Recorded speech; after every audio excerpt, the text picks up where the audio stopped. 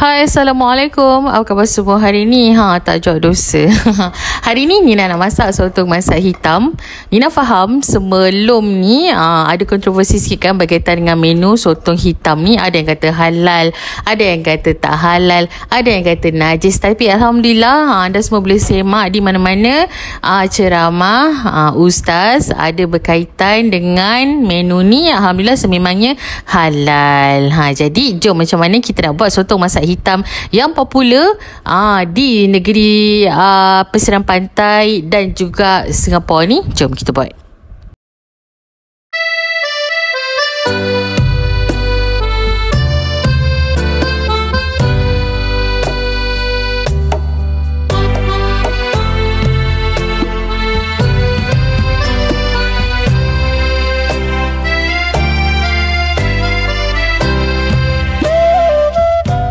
Okey, ni nak mulakan dengan cara kita nak siang sotong dan ambil dakwat dia lah ya. Okey, mula nak cabut kepala ni.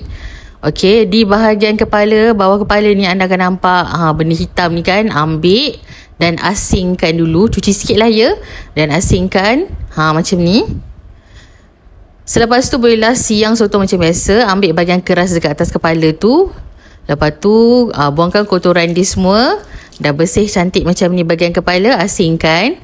Lepas tu untuk badan pula tarik tulang sotong ni. Okey, dan untuk kulit ni boleh nak buang, boleh juga tak nak, tak ada masalah. Masukkan jari sikit. Rasa-rasa kadang-kadang ada ikan kecil kat dalam tu Kalau ada telur dalam tu tak payah buang tau. Dah bersih cantik macam ni. Jom kita start masak. Okey, ini adalah bahan-bahannya. Bahan-bahannya sangat simple. Bahan tumisan sotong yang paling penting sekali. Okey, yang kita dah cuci bersih tadi. Tadi tu badan dia. Ini kepala dan ni juga dia punya dakwat dia. Ada yang dah terpecah tu cuci tahu, semua ni tahu cuci. Okey. Lepas tu bawang besar, bawang putih, halia, lada secukupnya. Nina suka pedas jadi lebihkanlah lada tu. Nina kan dah guna cuka, dah guna soda bikarbonat, tak jadi. Putih dia tak hilang Untuk papan pemotong Nina ni rasa nak buang sayang. Tapi kalau anda ada cara lain boleh komen, tolong Nina kat bawah cara apa yang paling berkesan. Okey. Jadi mula-mula kita start lah potong bawang merah ni. Lepas tu bawang putih juga. Nina guna setengah biji bawang besar. Okey, lepas tu bawang putih 3 ulas.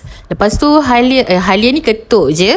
Dan juga secukupnya lah lada anda suka. Nina guna merah dan juga hijau. Lada besar juga. Okey.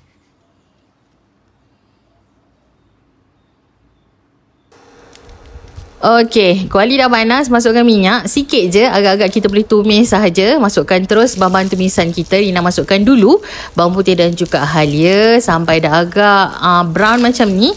Okey, barulah Nina masukkan bawang besar. Okey. Lepas dah melayu bawang besar ni, barulah Nina masukkan lada. Macam ni Lepas tu gaul lagi. Dah melayu, wow, dia dah harum apa semua. Barulah masukkan kita punya sotong terus. Badan dia, kepala dia, dakwat dia terus. Lepas tu Nina gaul rata.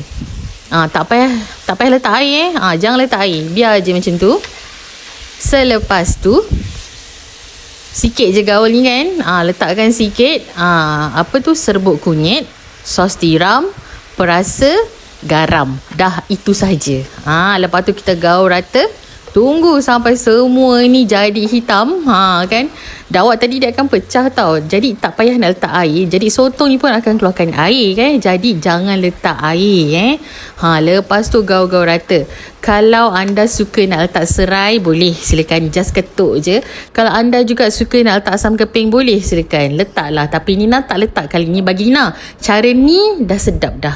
Okey, Nina rasa dah cukup masin apa semua. Nina start untuk plating. Dah siap sotong masak hitam ni. Sangat senang, sangat simple. Makan dengan nasi putih. Lauk ni satu je dah cukup dah. Tak payah nak lauk lain. Yang penting dia rasa pedas-pedas tu kan. Memang buat nasi bertambah-tambah. Agak bahaya lauk ni kalau untuk orang yang tengah diet. Jadi itu saja untuk kali ni. Semoga bermanfaat. Akhir kata, kalau anda suka video ni, tolong tekan like dan share video ni ramai-ramai. Okey? Itu saja untuk kali ni. Selamat mencuba untuk resipi sotong masak hitam. Kalau ada cadangan lain, anda boleh komen kat bawah. Bye-bye.